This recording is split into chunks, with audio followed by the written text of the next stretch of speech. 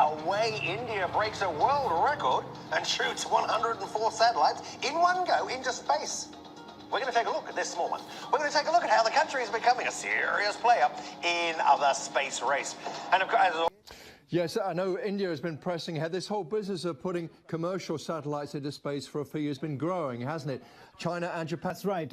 Many people are saying that if it was the Russians and the Americans in the 60s, well, now it's the Indians and the Chinese, really, who are the new sort of space rivals, if you will. If you remember, in 2013, India sent a satellite to Mars at a fraction of the cost of a similar satellite that was sent by the United States, by NASA. I think it was a tenth of the cost. And there was a joke that, the Hollywood movie Gravity cost 4 times more than the Indian satellite launch.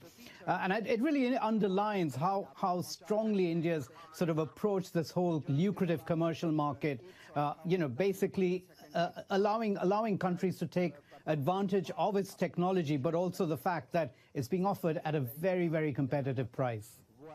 Well, Joe, thank you very much for that. Those pictures on your screen now, live from the Sriharikota Space Center in the southern Indian state of Andhra Pradesh. They've just launched a rocket carrying a record number of satellites into space, 104 satellites on a single mission. Let's think about this a little bit more. Okay, let's get to the top. Let's get to the topic. The three boys in their toy. We just want to talk about India breaking this, about 3 hours ago, not even that maybe, breaking this world record, 104 satellites in one shot.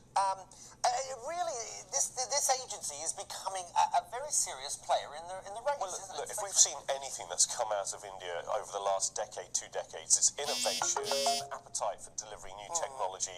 We've seen it aggressively happen in tech markets, in other businesses, and this is another area that India is looking to lead on globally. Yes, it's broken the record, which I think the Russians held from 2012.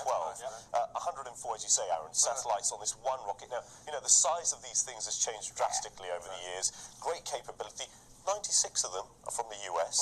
Okay, so they're dealing with international markets here. But the question is, it's about capability. Now, we here in the UK are also building a great capability in satellite construction. We have a satellite catapult that the government funds, really world-leading in terms of how we develop technology here.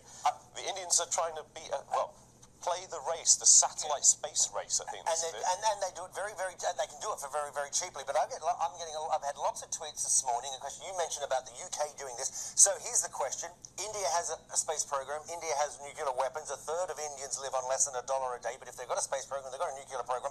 Should the likes of UK, Australia, be giving India aid? But you've got about 30 seconds. Right. Well, the question isn't about where should the money be spent. Even in the UK, as we spend in the satellite industry, we have questions about should that money go into the NHS? Should it go into welfare reform? Should it go into other factors? I think the Indian government is looking at investing in innovation that will deliver for its economy and help that vast population to raise its standard of living. It's a macro conversation about policy and politics and where you place your bets. But I think, good on the Indians for doing it. Okay. There are other countries also trying to achieve it as well.